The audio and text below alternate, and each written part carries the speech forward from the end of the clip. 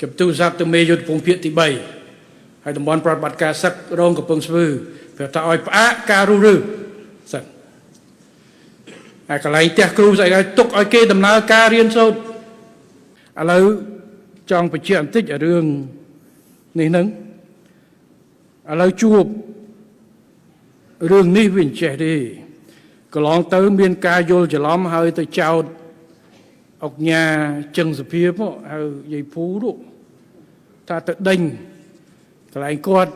đường bất viên trẻ ông nhà chân sập phía bắt đằng ấy rõ cái chị con hỏi đây tam Facebook này đường ní pi pon đầm bờ thì đây có tới có trong thư cái lấy có từ tệ tôm tây bạ than ở nước nào xong cái đây phút đấy đây rót đi nó lừa nông bà cái lòng tới miền Tha sư resort ra phần tay mình bên chỉ đây ai cái chốn ấy đây ai cái chốn bò rót đây chua không dẹp về bối và sai tay chỉ cam mà rất là bò rót tất chẳng nơi không cái này đi cứ bảo tử hay cái lòng tới còn miền phơi tẹt cru tại ai chẳng tới vì choan nơi không đấy rồi bó còn tua đây để ăn được rất và cô ta nói chia làm bón của vật sa vô thi của vật sa vô thi nó như điệp cái sông cà phê chết điệp trongประมาณ cái lấy nó tu theo một thế đam bay rùng lắc vì côn đầm lấyในกรุ๊ป ភាគី ទាំងអស់ ហើយ សំខាន់ ឲ្យ កូនចៅ ប្រជាពលរដ្ឋ នៅ ចងចាំ នៅ តម្លៃ នៃ សន្តិភាព កន្លែង ខ្លះ វា ជា ការ តស៊ូ ស្វិតស្វាញ ណាស់ រវាង ភាគី ដូច នៅ គិរីរំ នឹង រវាង ខ្មែរ ក្រហម ដូច នៅ នឹង ដូច អាដាមកែវពង អាដាមកែវពង ហើយ កាល ខ្ញុំ នៅ ពី ក្មេង ជីឲ្យ ទៅ ដល់ ម្ដុំ ពេជ្រនិល នឹង គឺ ឯ កុំ ហៅ ចូល មក ហើយ ពីខ្មែរក្រហមថាអញឃើញឡានហើយអញបាញ់កំតិចអ្នកនៅក្នុងឡានពូខ្ញុំគាត់ដាក់តទៅវិញហើយយើងក្មេងយើងថាតិចបាញ់មែនទៅមិនជិះដោយរាល់ថ្ងៃផ្លូវលបឿនរឿននោះមិនទេបាទ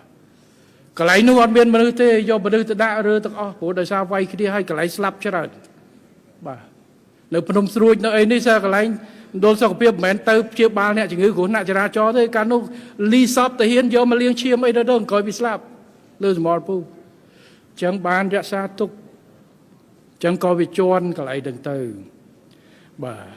ហើយកន្លងទៅក៏មានការជូនតំណែងចឹងមែនបានខ្ញុំ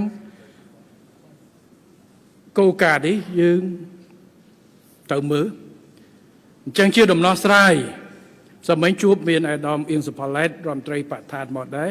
ជាមួយអាដាមជាមចាំសុភ័ណ្ឌអាបាលខេត្តមកជាមួយគ្នាខ្ញុំទូរស័ព្ទទៅមេយុទ្ធភូមិភាគទី3ហើយតំបន់ប្រតិបត្តិការសឹករងកំពង់ស្ពឺប្រាប់ថាឲ្យផ្អាកការរុះរើសិនហើយកន្លែងផ្ទះគ្រូស្អីឲ្យទុកឲ្យគេដំណើរការរៀនសូត្រដំណើរការផ្ទះតាគ្រូអត់ផ្ទះនៅពីណាពងៀនទៅសិនទៅព្រោះអត់តន់ប្រញាប់ទៅណាទេពេលជាមួយគ្នាឲ្យក្រសួងបរិស្ថានជាមួយខេត្តចាត់តំណាងជំនាញចោះជាបន្តទៅមើលស្ថានភាពជាក់ស្ដែងដើម្បីមើលព្រមអីទៅហើយយើងរកដំណោះស្រាយគោលដៅគឺថារកដំណោះស្រាយថ្ងៃណាដើម្បីឲ្យមានចេរភាពនឹងណយូរវែងឲ្យសាលានេះបន្តពង្រៀនដើម្បីឲ្យសិស្សជាង150នាក់អាចកើតទៀតឆ្នាំក្រោយឡើង2-300នាក់ហើយដើម្បីបានផលពីការចូលរួមរបស់សាលាដងតទៅទៀតអត់មានឲ្យបិទតដាទេហើយគ្រូក៏ដូចគ្នាដែរយើងនឹងរៀបចំឲ្យបានស្រួលបួលដើម្បីកុំឲ្យមានបញ្ហាឲ្យមានរយៈពេលទៅចេរភាពតែខ្ញុំប្រាប់ថាឲ្យខ្ចីដីហ្នឹងសម្រាប់ទៅធ្វើហ្នឹងណាប្រយ័ត្នថាឲ្យខ្ចីដីបិទសាលាទៅបើក resort អត់ទេគាត់មានធ្វើអាផ្ទះមួយគេហៅ home stay ហ្នឹងសម្រាប់យកលុយចិញ្ចឹមសាលាតាក់ទងការងារមនុស្សធម៌អត់មានបង្ហាញអីទៀតយើងធ្វើបាន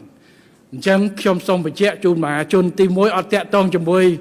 អង្គការជើងសភាពទេក៏អត់ដឹងទេរឿងដីវត្តសាសយោធាទី2ដំណោះស្រាយយើងបានឲ្យកោការឲ្យអត់មានការរុះរើទៅណាទេបន្តរៀនធម្មតាក្រសួងបរិស្ថានជាមួយនឹងខេត្តនឹងចុះទៅដើម្បីពិនិត្យព្រមឲ្យបានច្បាស់រៀបចំអីដើម្បីសម្រួលព្រោះឥឡូវគាត់នៅអត់មានប្លង់រឹងទេមានតែការអនុញ្ញាតក្រៅផ្លូវការរបស់មន្ត្រីបរិស្ថានតាំងពី2017អញ្ចឹងគាត់នៅស្រាវចឹងខ្នងអញ្ចឹងមិនថាទៅកុំឲ្យមានទំនាស់ចុះប្រឌិតមើលដើម្បីយើងដោះស្រាយធ្វើម៉េចធានានៅចេរភាពនិងនិរន្តរភាពដែលសាលាអាចជួយទៅបានសាលានេះបំពេញថែមឲ្យទៅមើលសាលាបឋមសិក្សាលើទឹកផងបាទនៅនឹងមានសិស្ស100នាក់គ្រូនៅនឹងមាន3នាក់ ប៉ុន្តែសារគាត់ធ្វើដំណើរ30 គីឡូចុះឡើងពេលខ្លះពិបាកបោថាឲ្យមើលតាមមិនមែនធ្វើផ្ទះក្នុងយើងអត់ធ្វើអីខូចទឹកបរិស្ថានទេអាផ្ទះឈើទេអីដែលយើងរៀបចំជូនគាត់កុំឲ្យពិបាកចុះមកក្រោមឡើងលើ30 គីឡូបាទ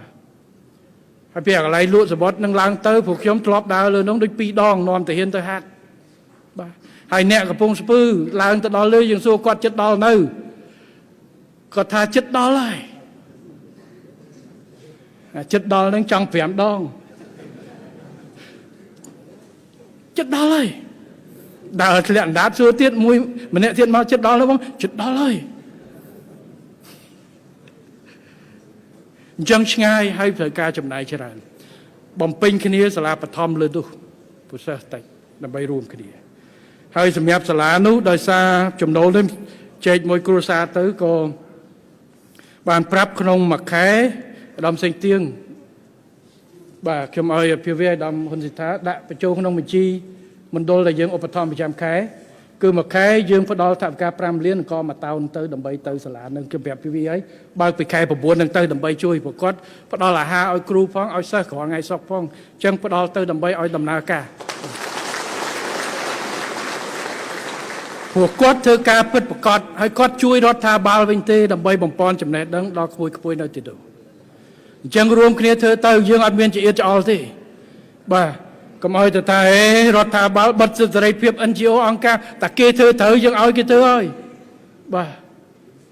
ការគ្រប់គ្រងដោយចីរភាពត្រូវតែធ្វើប៉ុន្តែអ្វីដែលគុណប្រយោជន៍ឲ្យសហគមន៍ធ្វើទៅយើងជួយទៅ